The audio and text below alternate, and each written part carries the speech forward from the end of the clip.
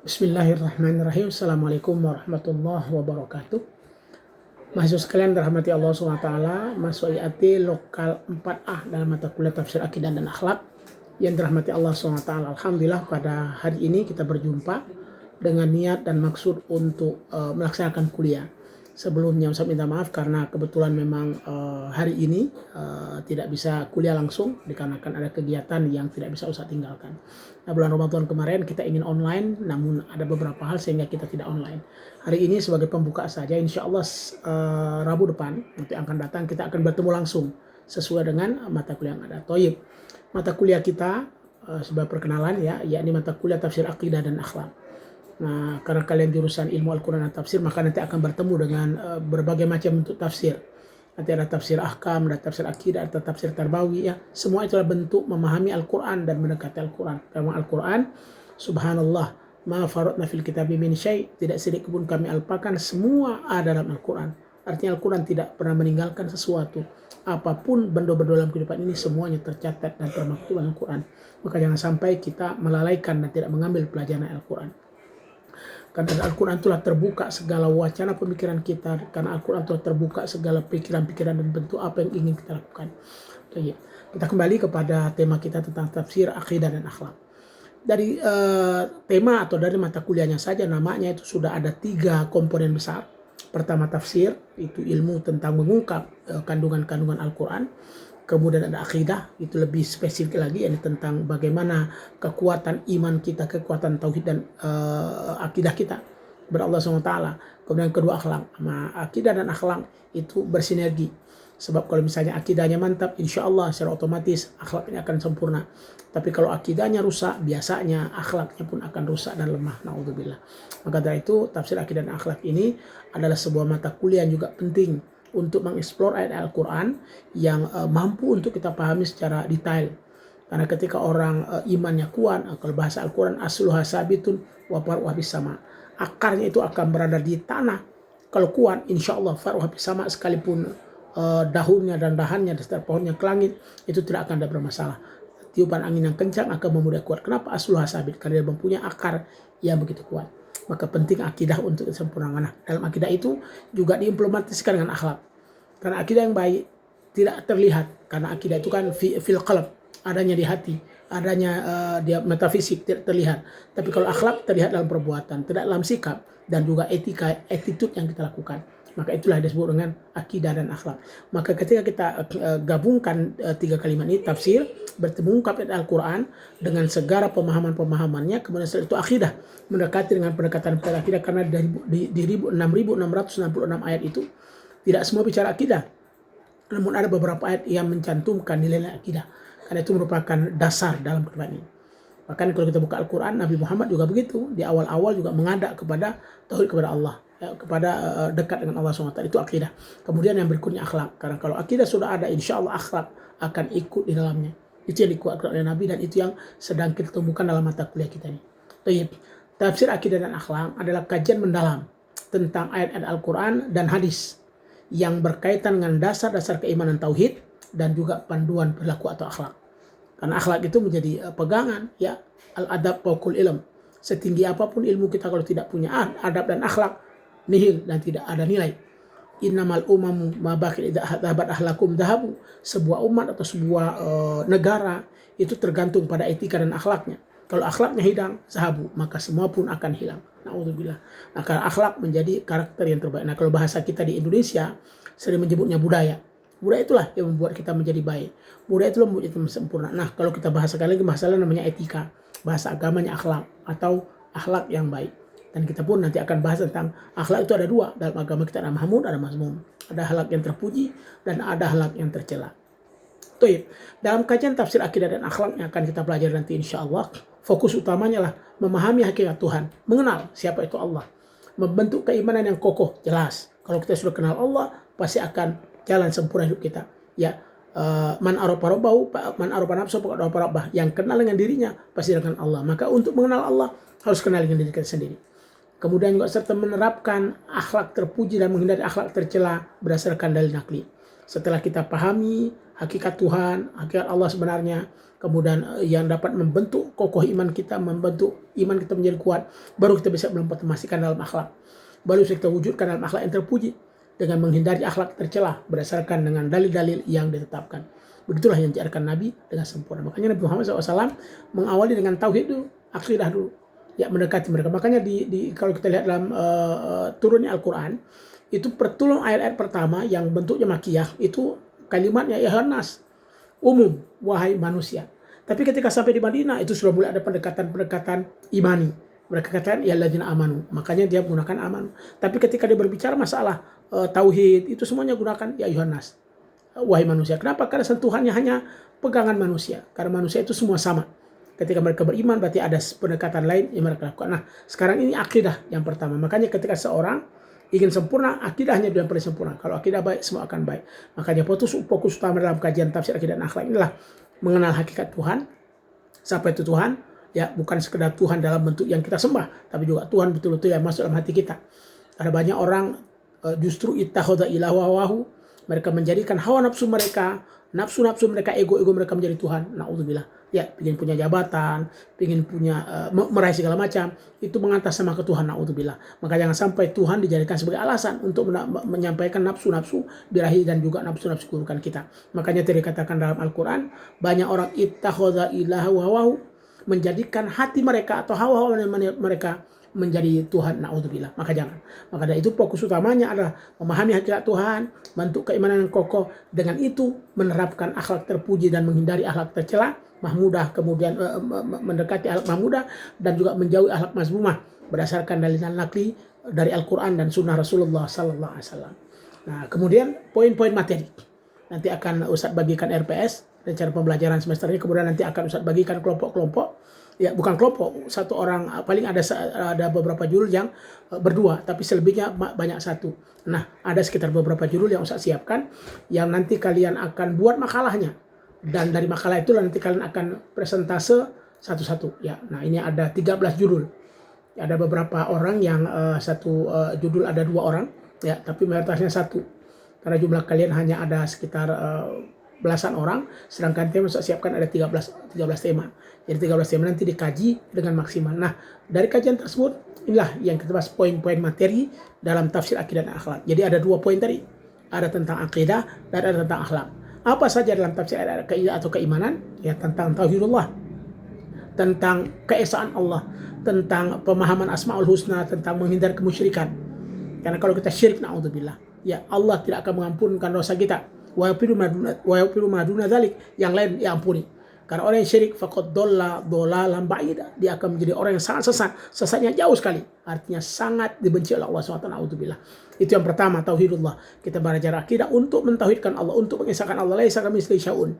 Tidak ada yang sama dengan Allah. Ya, bahkan Allahus Somad tempat kita bersandar. Dan kita tidak ada yang dapat kita jadikan sebagai sandaran paling kuat kecuali Allah SWT. Dan kenapa? Dialah Allah yang menciptakan, dan dia Allah memberikan kebaikan kepada kita. Disitulah letak tauhidullah. Kemudian yang kedua, nanti juga akan membahas tentang rukun iman. Iman kita kepada yang sudah kita pelajari, ya. Yang pertama daripada iman kita kepada Allah, kemudian kepada Rasul, kemudian kepada malaikat, kemudian juga kepada kitab-kitabnya, kemudian kepada hari kiamat, dan juga qada dan qadar. Itu akan kita pelajari juga.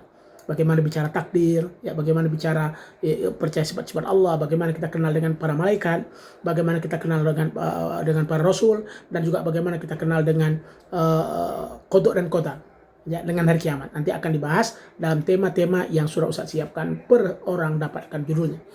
Nah, maka rukun iman itu iman kepada Allah, iman kepada kitab-kitab, hari akhir, kemudian juga qada dan qadar. Kemudian juga ada tafsir perumpamaan, karena implementasi, ya, artinya bagaimana kita memberikan mathal. Ya, seperti yang Ustaz kata-kata di ayatnya. Ya, jadi orang yang iman mantap, pertama asul hasabit, dia punya akal itu kuat, wafar wafis sama. Dia punya pohon dan sampai ke langit, itu no problem. Kenapa? Karena dasarnya sudah kuat. Itu perumpamaan. Maka banyak sekali perumpamaan Al-Quran yang Allah berikan gambaran kepada kita. Waktu kalian belajar ulumul Quran, ada namanya mathal fil Quran. Contoh-contoh, banyak sekali contoh Al-Quran. Ya, bagaimana Allah misalnya memberikan contoh tentang tangan diajak bicara, kaki diajakkan saksi. Subhanallah. Itu contoh kalimat yang baik. Dalam Al-Quran surah Yasin, di mana al-yawma nakhtimu ala afwahihim wa tukallimuna aydihim wa ashhadu annahum kanu yaksibun. Nanti di hari kiamat mulut dikunci karena sering bicara bohong mulut kita. Nanti mulut kunci. Kemudian kajak tukalimuna aydihim, tangan mereka diajak bicara. Wa tashhadu arjuluhum, dan kaki mereka menjadi saksi. Bima kanu yaksibun, sesuai dengan apa yang mereka lakukan. Coba bayangkan. Sejak kapan kita pernah melihat tangan bicara? Sejak kapan kita pernah melihat kaki berjari saksi? Itu merupakan perumpamaan Allah bahwa nanti semua akan berbicara dan semua akan menyampaikan kesaksian di hadapan Allah SWT.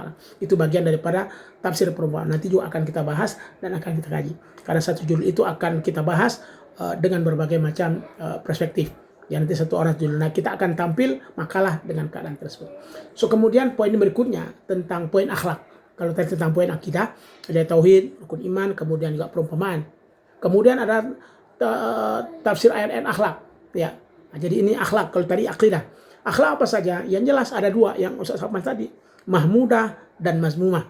Jadi antara mahmudah lah jujur, sidik, amanah, sabar, syukur, rendah hati, tawadu, dan juga ikhlas. Itu adalah akhlak mahmudah yang kita harapkan. Kemudian mazmumah, syirik, kufur, nifak, sombong, hasad, riya, tamak, dan lain-lain. Jadi sifat-sifat yang tidak sempurna atau tidak terpuji atau sifat tercela. Kemudian yang berikutnya akhlak sosial dan keluarga juga penting. Karena tidak hanya sekedar kita berakhlak dalam bentuk agama, tapi dengan sosial tidak baik, tidak sempurna. Karena dikatakan oleh Rasul, irhamu man fil ardi, yarhamukum man fis sama. Sayangi siapa yang di muka bumi, insya Allah kita akan mendapatkan sayang dari Allah yang ada di langit. Artinya, sayang kita kepada orang yang ada di bumi itu akan menjadi barometer sayangi Allah kepada kita. Karena kalau kita tidak menyayang orang di bumi, tidak mungkin kita mendapatkan kasih Allah SWT. Nah, itu di antaranya akhlak sosial dan keluarga. Yang tadinya birrul walidain, sopan santun, berbuat baik kepada tetangga, dan berbaik kepada lingkungan. Itu bagian daripada akhlak-akhlak sosial yang terpuji. Dan akhlak ini juga terpatri dalam mahmudan wa mazmuman, baik itu terpuji maupun juga tercela. Nah, kemudian kenapa? Bagaimana hubungan akidah dan akhlak? Oh, sangat berhubungan. Akidah dan akhlak itu tidak bisa dipisah. Ada akidah, maka ada akhlak. Ada akhlak, maka ada akidah. Dua-duanya berjalan beriringan. Ya, ibarat kita amanu wa amilus sholihat. Kan begitu. Ya, dalam Al-Quran surah Asr, wal asri innal insana lafi khusr illa alladziina amanu wa amilus sholihat. Nah, amanu itu akidah, amilus sholihat itu adalah akhlak. Tidak mungkin dia bisa amilus sholihat tanpa amanu. Tidak mungkin dia bisa amanu sempurna tanpa akhlak. Maka dua-duanya berjalan beriringan. Ibaratnya mata uang itu dua sisi, dua-duanya mulia dan sempurna. Begitulah juga antara akidah dan akhlak. Maka akidah dan akhlak memiliki kesenambungan yang sangat sempurna. Kalau bahasa kita atau bahasa Ustaz sering katakan, akidah adalah pondasi dasarnya, sedangkan akhlak adalah buahnya. Ya, pondasinya kuat, ini ya, akhlaknya akan nampak. Karena orang yang berakidah sempurna, berakidah baik, berakidah murni dan suci, insya Allah akhlaknya akan baik, akhlaknya akan sempurna. Jadi jika akidah benar, maka perilaku akan baik. Sebaliknya, jika akidah lemah, salah, melahirkan perilaku yang buruk. Na'udzubillah. Maka dari itu, mudah-mudahan sedikit yang Ustaz sampaikan ya. Nanti ada kelompok-kelompok yang sudah Ustaz sudah tentukan. Ada 13 judul besar yang akan dibahas. Ya, di antara judul-judulnya misalnya makna dan hakikat mengenal Allah dan sifat-sifat Allah Subhanahu wa taala. Ya, itu bagaimana pemahamannya. Kemudian yang makna dan hakikat iman dan Islam serta kufur, syirik dan nifak. Itu juga bagaimana cara memahaminya. Kemudian berikutnya makna dan hakikat malaikat, jin, bukan malaikat sih, malaikat, jin, setan dan iblis. Itu kan beda-beda. Nanti silahkan dipahami, silahkan buat makalahnya. Nanti akan ada orang-orangnya, nanti Ustaz bagi. Ya, kemudian makna hakikat nabi-nabi Allah dan juga kitab-kitab Allah Subhanahu wa taala. Nabi-nabi Allah dan kitab-kitabnya. Jadi dua tema. Nabi-nabinya siapa saja, yang 25 ya, atau mungkin yang kita ketahui, kemudian juga kitab-kitabnya. Yang 4 kitab yang kita kenal dan kita tahu selain Al-Qur'an Al-Karim. Kemudian berikutnya yang kelima ada makna dan hakikat dari hari kiamat. Nah, surga dan neraka. Itu juga akan dibahas oleh makalah tertentu nanti. Kemudian makna dan hakikat takdir, ruh dan nafs.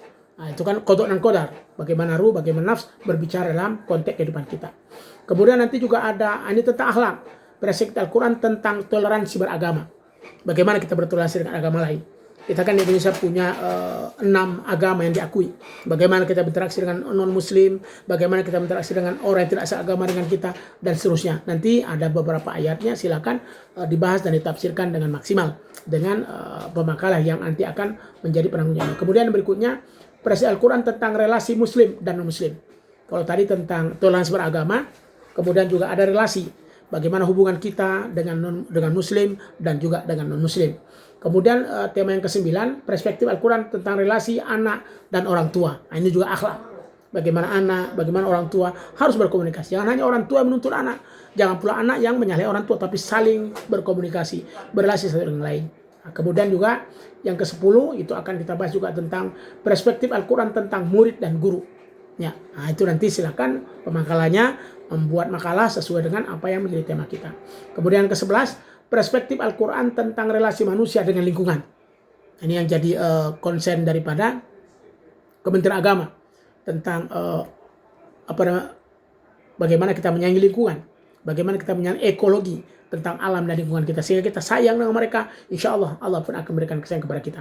Kemudian yang ke-12 nanti akan kita bahas juga tentang perspektif Al-Quran tentang relasi warga dengan pemerintah, juga akhlak. Bagaimana warga dengan pemerintah, bagaimana pemerintah dengan warga, sehingga saling berkesinambungan. Yang pemerintah jangan merasa dirinya paling tinggi, yang warga juga jangan merasa rasanya paling rendah, tapi saling bersinergi. Karena tidak ada pemerintah tanpa warga, dan tidak ada warga tanpa pemerintah yang memimpin. Maka dari itu saling bersinergi. Nanti juga dibahas ayat-ayatnya yang berhubungan itu. Nanti ada pemakalannya yang bahas tentang tersebut. Kemudian yang judul terakhir ke-13, perspektif Al-Quran tentang etika menerima dan menyampaikan informasi. Jadi kan kita sering menerima berita-berita hoax, ya, bagaimana akhlaknya, cara kita untuk mendapatkan berita dan juga menerima berita tersebut. Nah, nanti tema-tema 13 tema ini akan dibahas oleh orang-orang yang Ustaz sudah tentukan orang-orangnya. Insya Allah akan kita bagikan segera dan cepat buat makalahnya. Dan makalah dibuat dengan maksimal, makalah dibuat dengan baik, dan nanti makalah itu dikumpulkan ya satu waktu. Jadi nanti akan ada satu waktu mengumpulkan. Nanti pertemuan berikutnya kita masih pertemuan biasa, belum buat makalah. Nanti ketika pertemuan khusus ada liburnya, memang khusus untuk buat makalah. Dan ketika buat makalah semua harus mengumpulkan selesai dalam satu waktu. Siapa yang nampil duluan Ustaz? Tidak berarti nampil duluan nomor 1, 2, 3 tidak. Tapi siapapun yang Ustaz tunjuk nampil. Ya, jadi kita nampil sesuai dengan keadaannya. Jadi setiap nampil dianggap beberapa kali pertemuan, sehingga kita bisa memanfaatkan waktu, tidak batas waktu yang panjang, tapi mana batas tema yang kita bahas insyaallah. Syukron. Assalamualaikum, terima kasih. Sekali Ustaz minta maaf ya untuk kehadiran hari ini tidak bisa karena ada kegiatan di Tanjung Jabung Timur. Berkah insyaallah. Terima kasih kepada Kosma dan juga kepada yang lain. Ma'an najah wa aqulu lakum minal aidin al faizin. Semoga kita kembali kepada kesehatan kebaikan, dan Ustaz mohon maaf dan batin. Mudah-mudahan Allah berikan kebaikan dan keberkahan kepada kita menjadi insan-insan takwa insyaallah. Syukron. Jazakumullah jaza. Akhirul kalam. Wallahul muwaffiq ila aqwamit thariq. Assalamualaikum warahmatullahi wabarakatuh.